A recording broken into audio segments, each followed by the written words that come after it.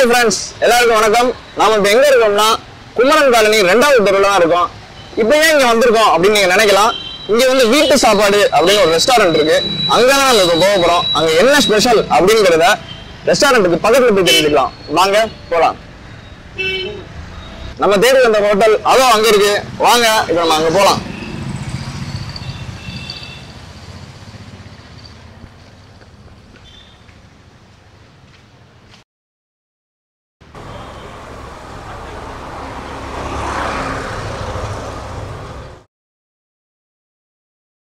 Friends, நம்ம இப்போ வீட்டு சாப்பாடு ஹோட்டலில் தான் நிற்கிறோம். வீட்டு சாப்பாடில் என்ன ஸ்பெஷல்னா திரைத்துறையில் இருக்கிற அசிஸ்டன்ட் டைரக்டர்ஸ்க்கு, அதாவது உதவி இயக்குநர்களுக்கு தரமான குவாலிட்டியான ஃபுட்டை மிக கம்மியான விலைக்கு கொடுக்குறாங்க. என்ன ஸ்பெஷாலிட்டின்னு பார்த்தீங்கன்னா முழு சாப்பாடு ப்ளஸ் ஆம்லேட், இன்க்ளூடிங் ஆம்லேட் சேர்த்து வெறும் 50 ரூபா தான் உதவி இயக்குநர்களுக்கு. அதே மாதிரி சிக்கன் ஃப்ரைட் ரைஸ் 80 ரூபா மதிப்புள்ள சிக்கன் ஃப்ரைட் ரைஸ் 50 ரூபாய்க்கு இங்கே கொடுக்குறாங்க. அதே மாதிரி சிக்கன் பிரியாணி 120 ரூபாய்க்கு வெளில வித்துக்கிட்டு இருக்காங்க. அந்த சிக்கன் பிரியாணி வெறும் 70 ரூபாய்க்கு இங்கே கொடுக்குறாங்க. வாங்க இப்போ இந்த ஹோட்டலுக்குள்ள போயிட்டு நம்ம பார்க்கலாம்.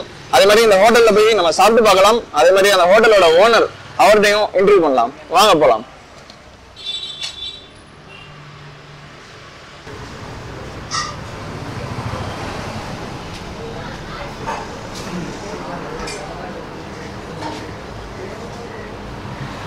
ஃப்ரெண்ட்ஸ், டேபிள் எல்லாமே ரொம்ப ஃபுல்லாக இருக்குது. நம்ம கொஞ்சம் வெயிட் பண்ணி தான் சாப்பிடணும் போல. ஸோ வெயிட் பண்ணுவோம். லிஸ்ட்டு பார்த்துட்டு இருக்கீங்க. இவ்வளோ வெரைட்டிஸ் இங்கே இருக்குது.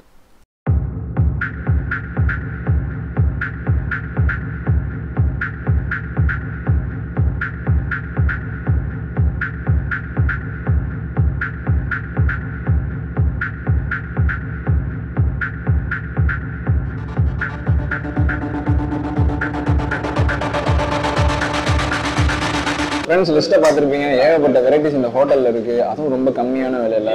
இலையை போட்டாச்சு. சாப்பாட்டுக்காக வெயிட்டிங். பார்க்கலாம்.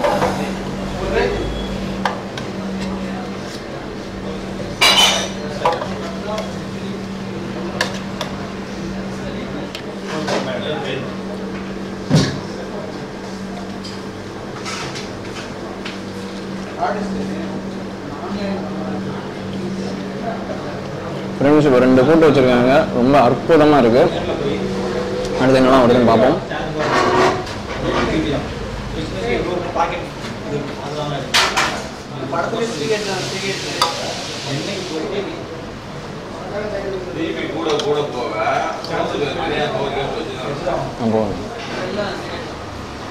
ஃப்ரெண்ட்ஸ், இப்போ மீல்ஸ் போட்டாங்க. நம்ம இப்போ சாப்பிட போகிறோம். சாப்பிட்டு பார்ப்போம்.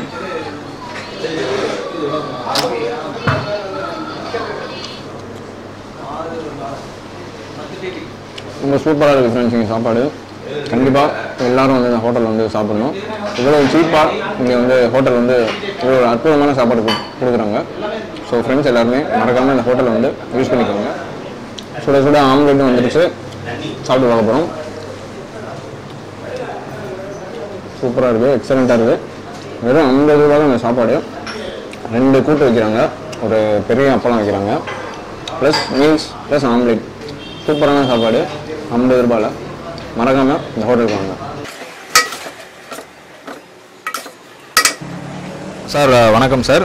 இங்கே எவ்வளோ நாள் சார் நீங்கள் சாப்பிட வரீங்க? சாப்பாடு எப்படி இருக்குது? சாப்பாடுலாம் நல்லா இருக்குது சார். 3-4 வருஷமாக இங்கே சாப்பிட்றோம் சார். வந்து ஓகே. விலையெல்லாம் எப்படி சார் இருக்குது? விலையெல்லாம் ரொம்ப கம்மி தான் சார். சாப்பாடு சாதாரணமாக சாப்பாடு சாப்பிட்டாங்கன்னா ஒரு ஆம்லேட் ஃப்ரீயாக கொடுக்குறாங்க. அது இல்லாமல் மீன் ஃப்ரை ஒன்று வாங்கினோம்னா சாப்பாடே ஃப்ரீ. குவாலிட்டிலாம் எப்படி சார்? குவாலிட்டி நல்லா இருக்குது. சூப்பராக இருக்குது சார். ஃபேமிலியோடு வந்து சாப்பிட்றதுக்கு நல்ல இடம் சார். இடமும் நல்லா போதுமான இடம் இருக்குது. சாப்பாடும் நல்லா வீட்டு சமையல் நல்லா இருக்குது. ஹாய் வியூவர்ஸ், இப்போ நம்ம வீட்டு சாப்பாடோட உரிமையாளர் மிஸ்டர் ஜெயலனி சார் அவர் தான் நம்ம கூட இருக்காரு. அவர் தான் இப்போ நம்ம ஒரு சில கேள்விகள் கேட்க போகிறோம். வணக்கம் ஜெயலனி சார்.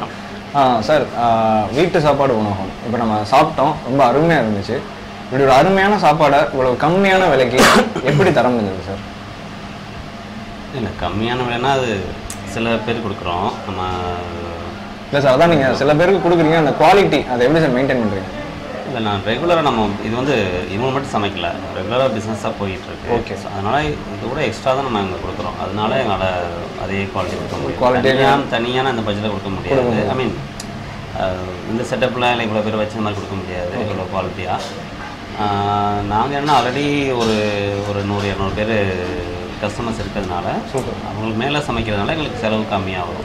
அதனால நாங்கள் சரி கொடுக்கலாம்னு நினச்சப்போ இது சாத்தியமாகுது. பல பேருக்கு சாத்தியமாகாது, எங்களால் முடியுது. ஓகே சார், இப்போ வந்து உதவி இயக்குநர்களுக்கு நீங்கள் ஒரு தனி ஸ்பெஷல் ஆஃபரை நீங்கள் கொடுக்குறீங்க. அதாவது சாப்பாடு ப்ளஸ் ஆம்லெட் 50 ரூபாய்க்கும், சிக்கன் ஃப்ரைட் ரைஸ் வந்து கம்மியான விலையில் கொடுக்குறீங்க. அதே மாதிரி சிக்கன் பிரியாணி வந்து 70 ரூபாய்க்கு கொடுக்குறீங்க. 120 ரூபா சிக்கன் பிரியாணி 70 ரூபா. அது எப்படி சார் சாத்தியமாகுது? அதே தான், நம்ம தனியாக இவங்களுக்கு மட்டும் நடத்தோம்னா முடியல. நமக்கு ஆல்ரெடி ஒரு பிஸ்னஸ் ரன் ஆகிட்டு இருக்கும்போது அதை கூட சேர்த்து 20 எக்ஸ்ட்ரா பண்ணும்போது நமக்கு செலவு அந்த இது உங்களுக்கு காம்பன்சேட் பண்ணிடுறீங்க.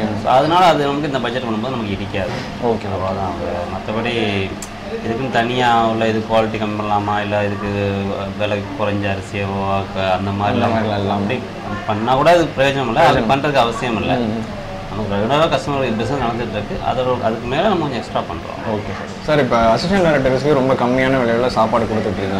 இப்போ அசிஸ்டன்ட் டைரக்டர் வந்து சாப்பிட்டு போகிறாங்க, அவங்களை எப்படி சார் நீங்கள் ஐடென்டிஃபை பண்ணுறீங்க? ப்ரெஸ் கார்டு எதுவும் காமிக்க சொல்லுவீங்களா இல்லை எப்படி?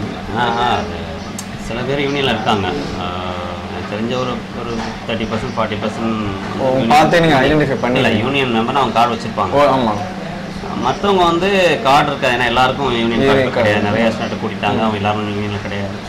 பட் அவங்க வர்றவங்க ஏன்னா அப்படியே 20-30 பேர் கஸ்டமராக இருக்காங்க. ஸோ அவங்க நண்பர்கள் மூலமாக அவங்க ரெஃபரன்ஸாக வர்றாங்க. ஸோ பர்பஸ் வந்து ஸ்டார்ட் தான் அப்படின்னு சொல்லி யாராவது கன்வீன்ஸாக சொன்னால் போதும். ஓகே, அது மட்டுமே போதுமானது. ஓகே, இது ஏன்னா நிறையா பேர் டவுட்டு குரூப்லேயே நிறையா பேர் கேட்டாங்க. ஸோ இதன் மூலமாக சாரே வந்து சொல்கிறாங்க, ஜஸ்ட் நீங்கள் சொன்னால் மட்டும் போதும். ஏன்னா இது பேசிக்காக அவங்களுக்கு போய் சேரணும், அவ்வளோதான். இந்த ஒருத்தர் கால் பண்ணார், இல்லை சார் நான் ஃபேமிலியோட வந்தால் ஓகேவா, தாராளமாக வரட்டும். அவங்க ஹஸ்பண்ட், அவங்க ஃபேமிலி, அவங்க குழந்தைங்க, அவங்க ஒய்ஃப் போட்டு வந்தால் கூட நாங்கள் அதே ப்ரைஸ் கொடுப்போம். ஓகே சார், அவங்களுக்கு அவங்க ஃபேமிலிக்கு நாங்கள் அதே ப்ரைஸ் கொடுக்குறோம். ஓகே, அது யூனியன் இருக்கணும் இல்லைன்னு அவசியம் இல்லை, இருந்தாலும் இல்லாட்டியும் அவங்க எல்லாருமே நான் சாட்டிஸ்ஃபைட் ஆகணும் அப்படின்னு நீங்கள் அவ்வளோதான். என்ன இப்போ ஏன் அசிஸ்டன்ட் டைரக்டர் கொடுக்குறீங்க அப்படின்னு பல பேர் கேட்பாங்க. அது தெரியுமா இருக்கவங்களுக்கு தெரியும், இல்லாதவங்களுக்கு தெரியாது. ஏன் நாங்களாம் கஷ்டப்படலன்னா பொதுவாக எல்லாரும் கஷ்டப்படுறாங்க தான். அசிஸ்டன்ட் டைரக்டர் என்னென்னா எல்லாரும் நல்லா இருந்தால் போது இவங்க கஷ்டப்படுவாங்க. ஒரு ப்ராஜெக்டில் வந்து ஒரு 4 கோடி ரூபா படத்தில் வந்து 1 கோடி ரூபா சம்பளம் வாங்க ஒருத்தங்க இருப்பாங்க, 80 லட்சம் சம்பளம் வாங்கிருப்பாங்க, 50 லட்ச ரூபா மியூசிக் டைரக்டர் இருப்பார், ஃபைட் மாஸ்டர் பார்த்து எல்லாம் வாங்கிட்டு போனால் கூட இவங்க அந்த மாதம் சம்பளத்திலேயே இருப்பாங்க. அந்த கூட வராது, வந்து சேராது, இழுத்தடிப்பாங்க. மற்ற யூனியன்லாம் வந்து உங்களை செக் பண்ணி பணத்தை பேமெண்ட் வந்து டெய்லி அவங்களுக்கு ரிலீஸ் ஆகும். பணம் கொடுத்தா தான் ரிலீஸ் பண்ண முடியும் அளவுக்கு டிமாண்ட் பண்ணுவாங்க. அசிஸ்டன்ட் யூனியன் வந்து பண்ண மாட்டாங்க. அதுக்கு பல ஏன்னா அவங்க எமோஷனலாக அந்த படத்தில் இன்வால்வ் ஆயிருப்பாங்க, நம்ம படம் இருப்பாங்க. அதனால அவங்க யாரும் படத்தை நிப்பாட்டுறது எந்த கார்டில் நேம் வந்தாலே போதும்னு நினைப்பாங்க. அதுக்காக அதனால தெரியுது நம்ம அது சின்ன படமோ பெரிய படமோ அசிஸ்டன்ட் பொதுவாகவே வந்து கொஞ்சம் சிரமத்தில் இருக்காங்கன்னு தெரியுது. அதனால தான் பண்ணுறோம். நல்ல அசிஸ்டன்ட் வசதியாக இருக்கவங்க அவங்க அதை பற்றி யூஸ் பண்ணிக்க போகல.